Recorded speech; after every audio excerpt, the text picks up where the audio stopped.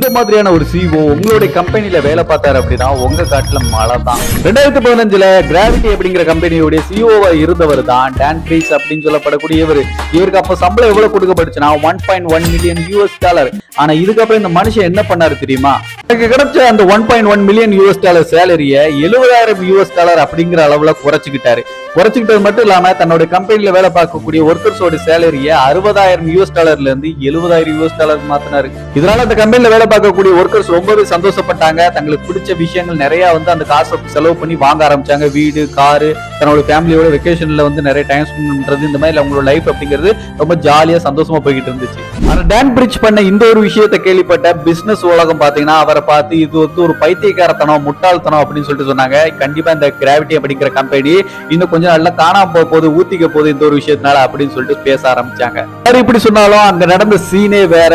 Workers இந்த மாதிரி salary நம்மளுக்கு கிடைக்குது அப்படின்னு சொல்லிட்டு நல்லா ஹார்ட் ஒர்க் பண்ண ஆரம்பிச்சாங்க. புதுசா நிறைய ஒர்க்கர்ஸ் எல்லாம் வேலை பார்க்க ஆரம்பிச்சாங்க. நிறைய ஹார்ட் ஒர்க் பண்ணி ப்ராஜெக்ட் எல்லாம் சொன்ன நேரத்துல முடிச்சு கொடுக்க ஆரம்பிச்சாங்க. இதனால ப்ராஃபிட்டும் அதிகமாச்சு. அடுத்த 6 வருஷத்துல கம்பெனியோடைய லெவல் அப்படிங்கிறது வேற எங்கேயோ போயிருச்சு. அந்த அளவுக்கு மிகப்பெரிய ஒரு உச்சத்தை தொட ஆரம்பிச்சிச்சு இந்த கிராவிட்டிங்கிற நிறுவனம்.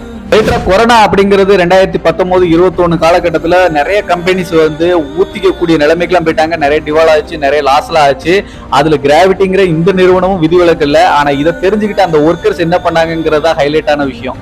நமக்கு இவ்வளவு செஞ்ச இந்த நிறுவனத்தை நம்ம விட்டு கொடுக்க கூடாது அப்படின்னு சொல்லிட்டு தங்களோட சேலரியில 60% அந்த பேண்டமிக் சிச்சுவேஷன்ல கம்பெனிக்காக விட்டு கொடுத்தாங்க அங்க இருக்கக்கூடிய எம்ப்ளாயிஸ், ஒர்க்கர்ஸ் எல்லாருமே. இதனால அந்த கொரோனா டயத்துல கூட அந்த கம்பெனி டிவால் ஆகக்கூடிய நிலைமையில இருந்தாலும் ஒர்க்கர் செஞ்ச இந்த ஒரு விஷயத்தினால அந்த கம்பெனி தன்னுடைய இடத்தை தக்க வச்சுக்கிட்டு அந்த சிச்சுவேஷனை தாண்டி ரன் பண்ண ஆரம்பிச்சது. அப்பவும் டான் பிரிட்ஜ் என்ன பண்ணாருன்னா தன்னோட ஒர்க்கர்ஸ் இந்த விஷயத்த பண்ணிருக்காங்க அப்படின்னு சொல்லிட்டு அவங்க கொடுத்த அந்த 60% சேலரி விட்டு கொடுத்தத திரும்ப அவங்களுக்கே மொத்தமா கொடுத்துட்டாரு அந்த கொரோனாக்கு அப்புறமா.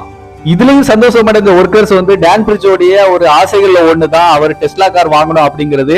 அதை எல்லாரும் சேர்ந்து துட்டு போட்டு மொத்தமா அவருக்காக அந்த காரையே பிரசன்ட் பண்ணாங்க டான் பிரிட்ஜ்காக.